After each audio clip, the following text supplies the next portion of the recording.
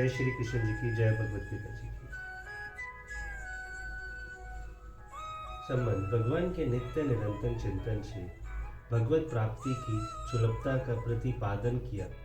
अब उनके पूर्ण जन्म न होने की बात कहकर ये दिखलाते हैं कि भगवान प्राप्त महापुरुषों को भगवान से फिर कभी वियोग नहीं होता। मामुपेत्य पूर्ण जन्म दुख अल्यमश्याश्रवतम नापनुवनित महात्मान संचित परमागता। परम सिद्धि को प्राप्त महाराज ने मुझको प्राप्त होकर दुखों के घर एवं श्रमबंध पूर्ण जन्मों को नहीं प्राप्त होते।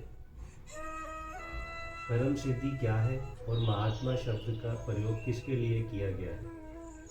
अतिशय श्रद्धा और प्रेम के साथ नित्य निरंतर भजन ध्यान का साधन करते करते जब साधन की वह प्रकाश रूप स्थिति प्राप्त हो जाती है, जिसके प्राप्त होने के बाद फिर कुछ भी साधन करने का शेष नहीं रह जाता और तत्काल ही उसे भगवान का प्रत्येक साक्षात्कार हो जाता है, उस प्रकाश की स्थिति को परम सिद्धि कहते हैं। और भगवान के जो भक्त इस परम सिद्धि को प्राप्त है, उन ज्ञानी भक्तों के लिए महात्मा शब्द का प्रयोग किया गया है। पूर्ण जन्म क्या है और उसे दुखों का घर तथा आश्वत किस लिए बतलाया गया है? जीव जब तक भगवान को प्राप्त नहीं हो जाता तब तक कर्मवश उसका एक योनि को छोड़कर दूसरे योनि में जन्म लेना मिट नहीं सकता। इसलिए मरने के बाद कर्म परवश होकर देवता, मनुष्य, पशु, पक्षी आदि योनियों में से किसी भी योनि में जन्म लेना ही पूर्ण जन्म कहलाता है। और ऐसा कोई भी योनि नहीं जो दुखपूर्ण और अनित्य ना हो।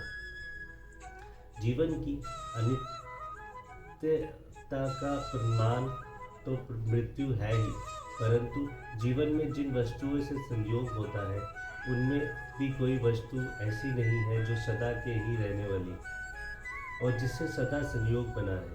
जो वस्तु आज सुख देने वाली प्रतीत होती है, कल उसी का पुराण रूपांतर हो जाने पर अथवा उसके संबंध में अपना भाग बदल जाने पर वह दुख हो जाती है। जिसको जीवन में मनुष्य सुखप्रद ही मानता है, ऐसी वस्तु का भी नाश होता है या जब उसको छोड़कर मरना पड़ता है तब वह भी दुख ध्यानी ही हो जाती है।